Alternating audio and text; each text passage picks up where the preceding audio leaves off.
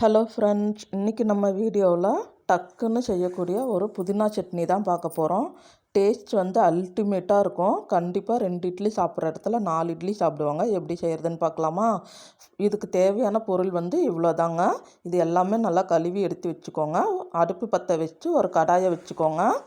3 spoon எண்ணெய் சேர்த்துட்டு first வரமிளகாய் உங்களுக்கு காரத்துக்கு தேவையான அளவு எடுத்துகிட்டு செவக்க வறுத்து எடுத்து வச்சுக்கோங்க.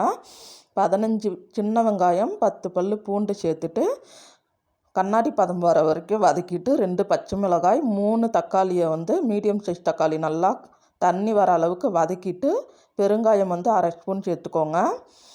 2 கைப்பிடி புதினா, 1 கைப்பிடி கொத்தமல்லி சேர்த்துட்டு சுண்டி வந்ததுக்கப்புறம் 2 நிமிஷம் போதும். தேவையான அளவு உப்பு சேர்த்துட்டு நல்லா ஆற வச்சு கொரகொரப்பாக தண்ணி ஊற்றாமல் அரைச்சி எடுத்துக்கோங்க. ஒரு குழிக்கரண்டியில் எண்ணெய், கடுகு, கருவேப்பிலை சேர்த்துட்டு தாளித்து கொட்டினீங்கன்னா சூப்பரான புதினா சட்னி ரெடி.